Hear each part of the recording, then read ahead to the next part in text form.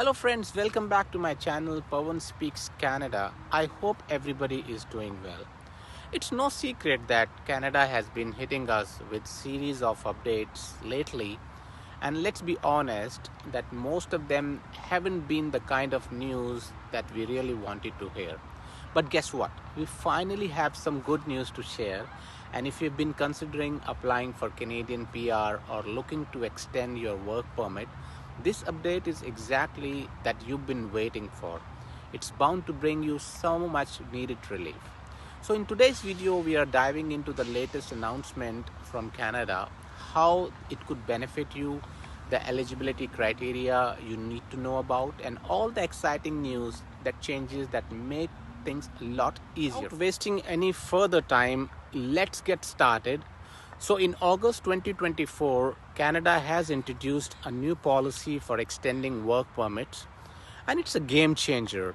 That's right. This announcement brings a lot of sign of relief to many students who are anxious about their post-graduation work permit nearing to its expiration or who had already faced its expiry. I've also heard about the alarming situation where 70,000 students were at risk of deportation if their work permit expired before they could secure a permanent residency. But here is the good news for you. If you meet the eligibility criteria outlined in this new policy, you can extend your work permit. You heard it right, you can extend your work permit. So usually a postgraduate work permit is a one-time opportunity that can't be renewed or extended. However, with this new policy rolled out in August 2024, so international students who meet this specific eligibility requirement, which we will be diving into shortly, will now have a chance to extend their work permit. Let's dive into the list of people who actually qualify for this work permit extension. So number one, we have the current work permit holders. So if you're currently holding a valid work permit that's nearing its expiration, you are still eligible to apply. The next one that we have is recently expired work permit. So if your work permit expired after May 7, 2024, you're still eligible to apply. However, if your permit has already expired, you need to take an extra step to apply for an extension of your authorization to remain in Canada since you are technically out of the status for long. Three, we have list of special cases. So if you were permitted to work under specific rules as of May 7, 2024 and are still awaiting a decision on your work permit extension, you also qualify for this extension. Now let's get into some crucial details you should be aware of, because often people either miss out on new policies entirely or discover them too late. Remember, this isn't a permanent policy, it's only available for a limited time. So I strongly encourage you to apply as soon as possible to take the best advantage of it. But do keep in mind that there is no guarantee for extension, whether it will be approved or not. Your application and your documents will undergo a thorough review. And please keep yourself informed, up to date by tuning into videos like this one. So before we move forward, if you find this video helpful, please give it a like and don't forget to subscribe to my channel, because your support helps me bringing more useful content like this. And on this channel, I keep on sharing updated information from time to time. So now let's move on to the next point, that is how to apply for this new postgraduate work permit extension 2024, which is the most important step that we have.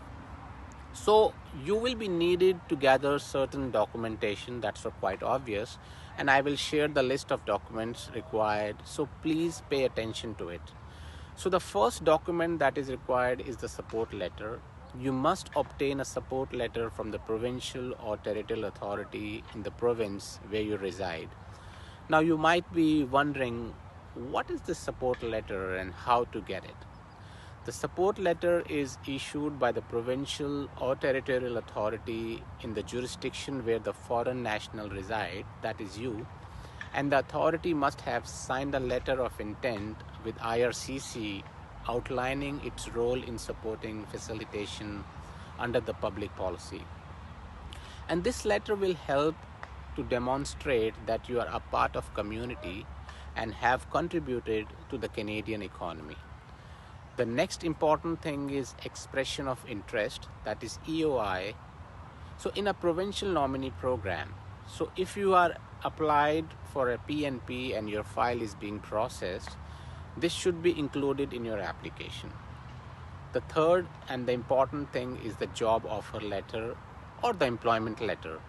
So you'll also need a letter of employment or a job offer letter from your current employer. No LMIA is required for this step. So the next important step is how to submit your application. When you apply for a new work permit extension under section 200 of the Immigration and Refugee Protection Regulation, this is the regulation that has been named, please include your support letter and letter of employment with this application. I'm going to talk about the additional steps for the people expired permit holders. So if your work permit has expired, you'll also need to apply for an extension of your authorization to remain in Canada, and that comes under section 181, or for restoration of your temporary resident status under section 182. Now let's talk about the benefits of new postgraduate work permit extension 2024.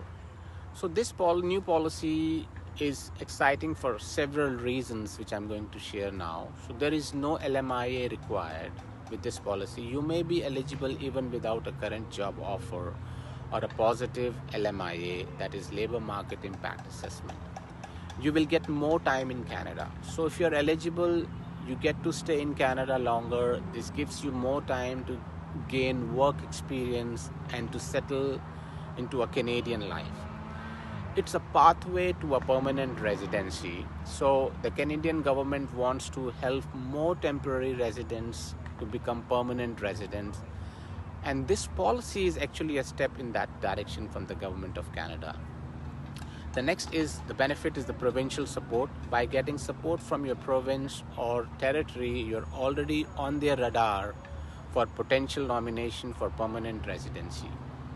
You will also get an open work permit. That's another benefit. The new permit would be an open work permit, which means you have more flexibility in terms of where you can work in Canada. So it's an open work permit. Make it a priority to share information with you as swiftly as possible, because you never know when Canada might suddenly change its policies, just like they did it on August 30th, when they abruptly announced the end of the visitor to work visa program.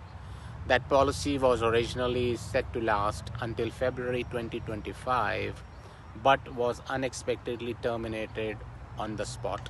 Just a reminder that I'm not an immigration consultant, but I do my best to share as much information as possible, because many students have shared their unfortunate experiences with consultants, like a girl recently who missed her PNP draw due to incorrect documentation provided by her consultant. So there are a lot of stories. So it is always crucial to do your own research, stay informed, and if you decide to seek professional assistance, ensure that they are licensed immigration consultant with strong reviews.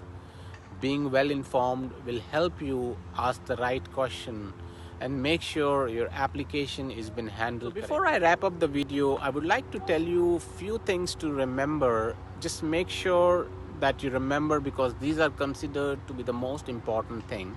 The first thing that I want you to remember, that this is a time limited policy. This is not a permanent change. It's a special policy with a limited time frame. So act quickly if you're eligible for it.